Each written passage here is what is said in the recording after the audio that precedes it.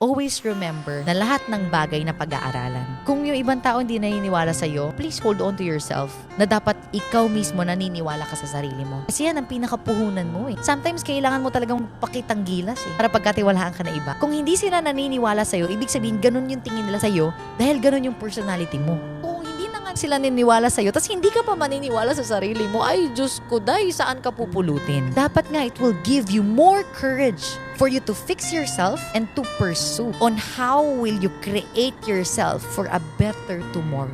Yun ang mindset ko eh. Pag may taong hindi naniwala sa akin, hindi ko siya i-blame. Baka kasi yun talaga ako. Pero this time around, I will be more motivated. Yung pala yung tingin sa akin ng environment ko. OMG, I need to fix myself.